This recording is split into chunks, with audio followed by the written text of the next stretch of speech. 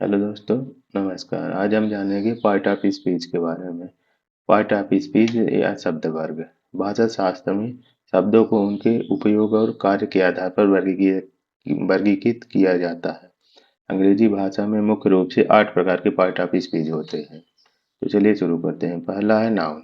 Noun किसी व्यक्ति, स्थान, वस्तु, गुण, भाव या विचार का नाम संज्ञा कहलाता है। उदाहरण है पर्सन, जैसे पर्सन है कोई व्यक्ति, राम, सीता, जॉन, ये नाम हो गए पर्सन कहलाते हैं। प्लेस दिल्ली, इंडिया, स्कूल, ये सब क्या हो गए प्लेस हो गए। थिंग बुक, पेन, टेबल, ये हो गई थिंग्स हो गई। और आइडिया या फीलिंग हो गई ऑनेस्टी, लव, हैप्पीनेस। तो दूसरा है प्रोनाउन सर्वनाम। संज्ञा के स्थान पर प्रयुक्त होने वाले शब्द सर्वनाम कहलाते हैं, यानी कि जो संज्ञा के स्थान पर प्रयोग होते हैं, नाउन के स्थान पर प्रयोग होते हैं, उन्हें सर्वनाम कहते हैं।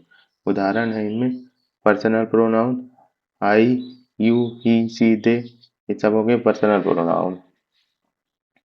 Possessive pronoun mine, your, their, ये सभी हो गए पोजेसिव प्रोनाउन। और डोमिनिस्ट्रेटिव प्रोनाउन हो गए दिस, दैट, दीज, दोज, ये सब हो गए डोमिनिस्ट्रेटिव प्रोनाउन। रिलेटिव प्रोनाउन हो गए हु, व्हिच, whom, whose, ये सब हो गए रिलेटिव प्रोनाउन। आइए अब जानते हैं वर्ब के बारे में, यानी क्रिया। जो शब्द किसी कार्य को व्यक्त करते हैं उन्हें क्रिया कहते हैं। उदाहरण है सी रन फास्ट, इसमें रन हो गया काम। दे प्ले फुटबॉल, इसमें प्ले माने खेलना, ये वर्ब हो गया। ही इज स्लीपिंग, स्लीपिंग यानी सोना। एडजेक्टिव विशेषण, जो शब्द संज्ञा या सर्वनाम की विशेषता बताते हैं उन्हें विशेषण कहते हैं। उदाहरण है इनमें ब्यूटीफुल फ्लावर, यानी सुंदर फूल। 5 बुक यानी 5 किताबें। टॉल मैन यानी लंबा आदमी। अब इसमें जो सर्वनाम की विशेषता बताते हैं, यानी जैसे जो सर्वनाम हो गया उसकी विशेषता बता रहे हैं, उसको विशेषण कहते हैं, यानी एडजेक्टिव कहलाते हैं वो सब। पांचवा है एडवर्ब, यानी क्रिया विशेषण। जो शब्द क्रिया विशेषण या अन्य किसी विशेषण की विशेषता बताते हैं उन्हें क्रिया विशेषण कहते हैं।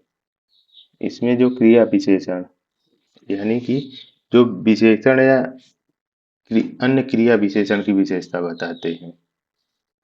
She sang sweetly, he runs quickly, the train arrived late. यानी अब चलिए बात करते हैं प्रीपोजिशन की, संबंध सूचक अव्यय। जो शब्द किसी संज्ञा या सर्वनाम का संबंध वाक्य के अन्य शब्दों से स्थापित करते हैं उन्हें संबंध सूचक अव्यय कहते हैं। उदाहरण है इसमें the book is on the table, she is going to school, the cat is under the bed. अब बात करते हैं कंजक्शन की, समुच्चय बोधक अव्यय। जो शब्द वाक्यों, वाक्यांशों या शब्दों को जोड़ते हैं उन्हें समुच्चय बोधक अव्यय कहलाते हैं। उदाहरण है इसमें I like T and coffee, and के जोड़ा वाक्य जुड़ रहा है। She is tired but she will continue, इसमें बट के साथ जुड़ रहा था। You can go if you want. Okay, चलिए अब बात करते हैं इंटरजेक्शन, विस्मयादिबोचक अव्यय की।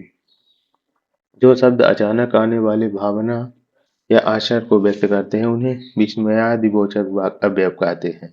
उदाहरण है इसमें वाह, that's what a beautiful place, alas, he failed the exam, ouch, that hurt. तो दोस्तों आज हमने सीखा पार्ट ऑफ स्पीच के बारे में। हमने जाना कि भाषा को समझने के लिए ये 8 प्रकार बहुत ही महत्वपूर्ण है।